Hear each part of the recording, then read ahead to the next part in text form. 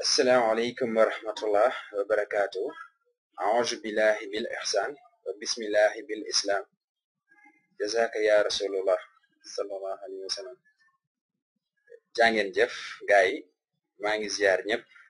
di nuyu ñëpp ku ci nekk ci turam ak santam nuyu bu gën a sell nuyu bu gën a fort. waaw gannaaw loolu nag wax ji du bëri parce que yaay nee nañ kiy jëf ak kuy wax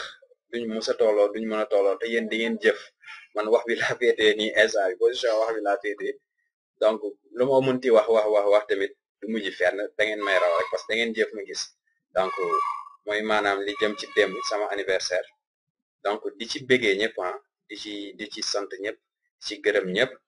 gis naa ni ngeen ma taxawoo gis naa ni ngeen def ci bés bi parce que c'était pas évident man ñi ma souhaité joyeux anniversaire man daf ma sax bett benn instant parce que xaw ma sax lan laa def ba mérité loolu mais bon di ko sante yàlla parce que yàlla moom nee na lépp lu ma la defal rek sant daal moo ñu war daal maa ngi ciy sant ñëpp di gërëm ñëpp du ma lim turan parce que olof Njaay nee na ku lim dafay juum donc benn instant sant naa ñëpp gërëm naa ñëpp gis naa taxawaay gis naa Facebook bi gaay yi appel yi bàyyi ba waa Snapchat ñi def vidéo ci Facebook bi aussi ndax rek man sama jëm bu xeebu bi ak sax ñi waa Twitter ñi ma doon souhaité joyeux anniversaire via Twitter loolu yëpp gis naa ko donc di leen sant di leen gërëm loolu noonu yëpp buzz boobu noonu yëpp nit yi jël seen temps ne serait-ce que benn 5 secondes sax dugg sama profil bind joyeux anniversaire loolu rek dafa fort asmaak ñi nga xam dañuy jël seen téléphone di ma woo affaire yooyu noonu di ma ñaanal ñaan yi dal naa gis naa aussi tamit remarqué naa aussi que nit ñaan bu ci gën a bëri tamit li ñëwaat souvent mooy que ni naa takk jabar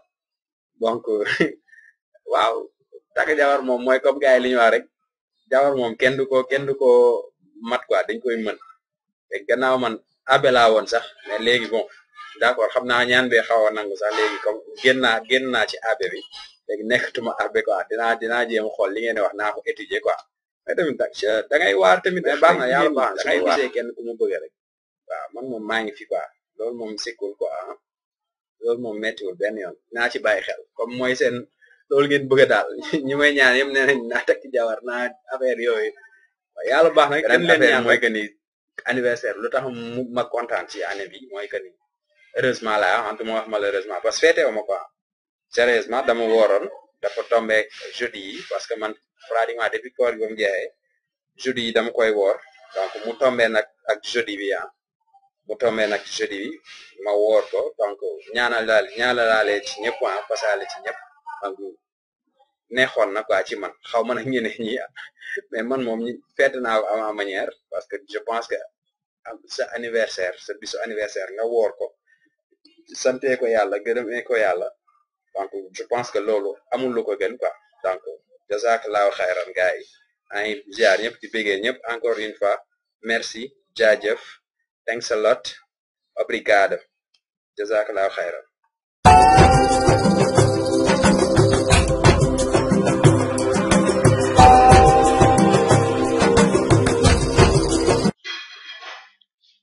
Jerry 2.0